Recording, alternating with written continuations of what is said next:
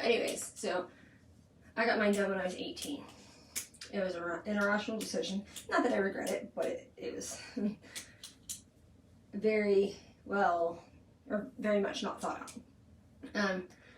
When I got it done, I had a drip, like tubes in it, and it dripped numbing medicine on it for 3 days. After that 3rd day, and I took those out, oh my gosh, I was in so much pain because I went from an A cup to a double D. And I went under the muscle and it stretched. So it was bad. But I got over that and they looked great. I didn't bargain shop for my implants. I went to a credible doctor that I was confident would do a good job. Because, I mean, they are cutting into and altering my body, and I wasn't going to try to bargain shop when it came to my body. It's been 15 years since I got those done. And I had to go to a different doctor because she retired. But they referred me to someplace, and I will drop the link for anybody that's interested.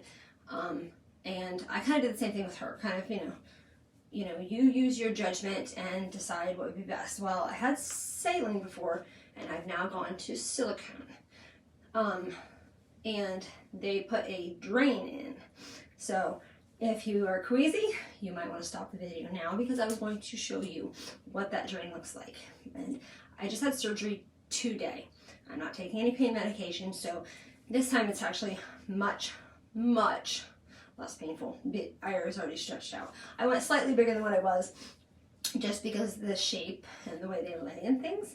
And so that way it didn't look saggy.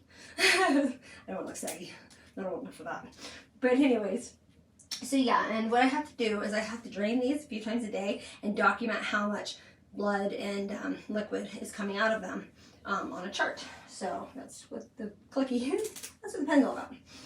I'm gonna get to see my lovely girl. And I'm standing up for this because I've been sitting all day and my butt's starting to hurt. So I was broke my tailbone when I was like 13. So anyways, here's my lovely drains. As you can see, they go through here. They're attached with a safety pin, which I can't see. I'll have to like kind of use you as a mirror to undo that. But then you pop this part open, pour it into that cup to measure, and then record the contents on that chart. And then when you do that, you have to like grab this tube and squeeze it and get all that out of there in case it started a blood clot, because you don't want it to back up and then not be able to drain, because then it'll start backing up into your boob, and that can cause infection, cause pain, all kinds of fun stuff. So that's what I'm going to do right now. And you get to watch. Lucky. To be very careful because this is actually stitched in to my incision, where they made the incision. So yeah, I really don't want to yank that out. That wouldn't be fun. Alright, so I gotta pop this open. There we go. And then it just inflated. Pour this out. Fun. Yummy. It's like tomato juice. I know, I'm fucked up with that, I know. Okay, and then set it down. Okay, I'm going to sit down for this. Now they said to get your fingers wet or something wet to help like slide across the tube so it's not quite so tacky, because it is very tacky.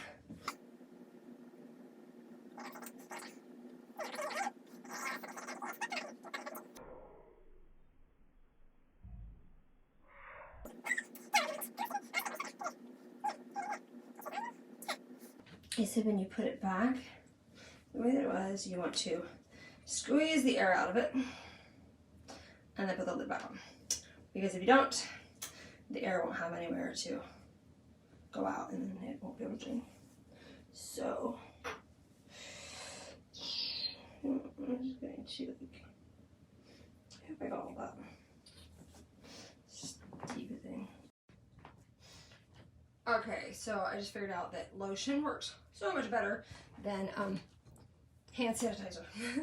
So, yeah, so if you have to do this sometime, I suggest lotion instead. But obviously your doctor will go over it with you too, but make sure you hold on to the top so you don't rip it out. That would hurt. That would really suck. Because it would clot up and then all that would be draining on the inside. So, yeah, anyways. And they're about even. I think I got a little more out of this one. Of course, I squeezed a little harder. Anyway, and you can see where it was starting to clot up in the tube. I don't know if you'll be able to see this or not, but that little wormy looking thing in there, that's a blood clot that was in the tube. So, so